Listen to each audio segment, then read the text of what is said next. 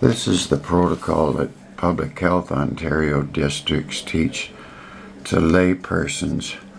All these signs and symptoms could be any respiratory emergency patient, and put them in a recovery position. Well, don't be doing that. First thing a person needs is respiratory assist.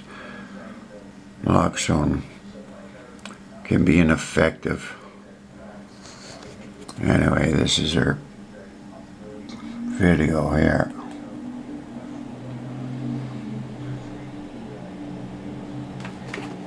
An emergency protocol, like if, let's say, if someone was to have a heart attack or a seizure, does anyone have any sort of emergency protocols within their agency? Everybody? No. Any training done in that type of thing? Like, you know, such as who's going to call 911 or that type of thing, how to call 911 in the agency? Does that, what do you think?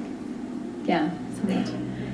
Has anyone ever been involved with an overdose at their agency? Okay, so I see some hands. And, okay.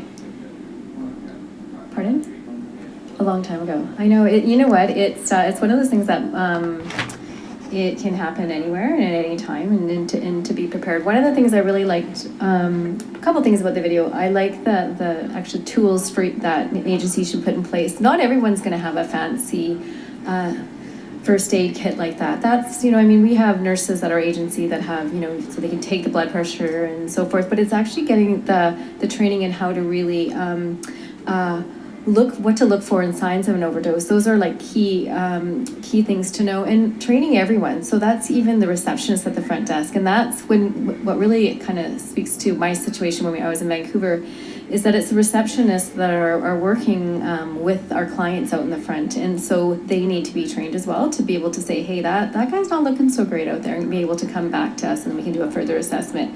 But it's important that everyone is aware of the signs of an overdose. And also I was thinking too, within shelter systems where people are staying overnight, and you know that, you know, some of your clients do use that use drugs, and you're like, okay, I know this client uses drugs.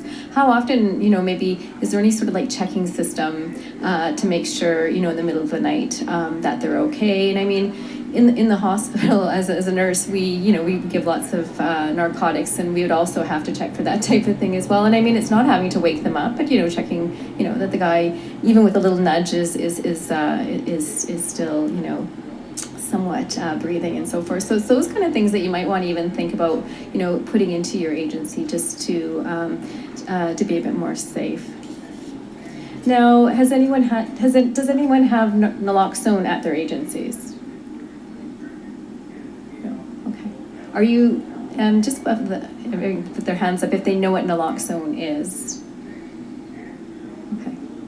Okay. And for those, can you put your hand up high if you don't know what naloxone is, and I can provide a bit more.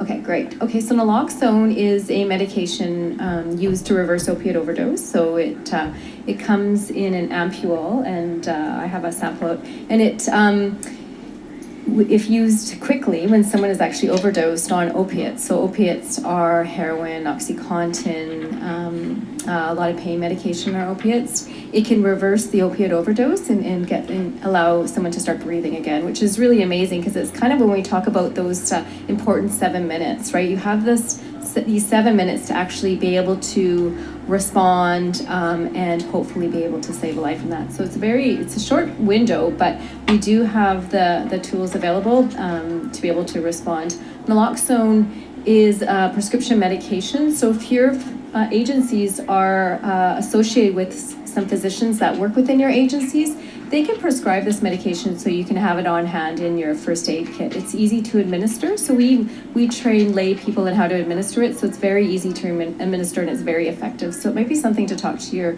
managers, supervisors about having it on site, because it is very effective in an opioid overdose, and it's one of the first things that they give in the ER and the paramedics give when they come upon someone that's overdosed.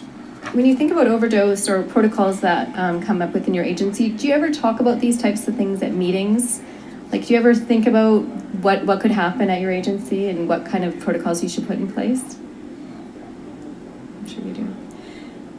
Well, I can help you with that. We've recently, with all the kind of institution of this kind of stuff, and within our own agency, we've been training our staff in how to respond to an opioid overdose. And I can share with your agency, if you're wanting, the protocols that we've put in place and how we train our staff at Toronto Public Health to respond to an opioid overdose. So I'm happy to share that information with you. Now, one of the things that I think is key, and they did talk about it in the video, is the debriefing. And you know, lots of people have lived experience with an overdose. They might have witnessed an overdose before. They might have had a family member, friend pass away. So you really need to be cognizant of the fact that people might be coming at responding to an overdose very differently than you might. And some people actually freeze in these types of instances. So that's why getting a good protocol in place, practicing it, and getting people comfortable with it will hopefully allow the conversation to go smoother. And but it's really important to give people that chance to be able to practice and you know be cognizant of some of their lived experiences or some of the triggers, and really work as a team. So it's really important. And that debriefing is key. I mean, sometimes after you debrief, you're like, oh my gosh, we did everything wrong. But I think it's really important to go, you know what, let's start with what we did right. You know, start with empowering us to go, you know, we actually did, we called 911. We were able to, you know, figure out, you know, kind of do an assessment. Is this person overdosed? Like that's two amazing checks. Maybe we didn't do the other, you know, things like maybe the bathroom check wasn't done properly and other things. But I think you really need to come from it, you know, speak about the positive first. And then, you know, talk about how could we have done things differently? Because oftentimes in an emergency situation, it can be, oh gosh, we should have done this, that person should have done that. And there's can be a lot of kind of name calling, and it can be a really negative experience for people. So how do you make it a more positive experience that we can talk about it and feel empowered after it? Because it's scary. I mean, it doesn't even matter how often I've, you know, had people overdose in the hospital or, you know, had these kind of emergency situations, and your heart is racing. So you really need to work as a team and be able to respond appropriately. So the more practice and a protocol in place can support you. So I'm happy, my contact, I'm happy to stay after, and happy to provide the protocols that we put in place at Toronto Public Health to support you. Yeah, but it's totally wrong. They know it. You know, you're dying lack of oxygen. Your brain's dying. Your heart don't stop till your brain dead, lack of oxygen. Anyway, just trying to save your life, because they all mimic respiratory emergencies, mimic drug overdose.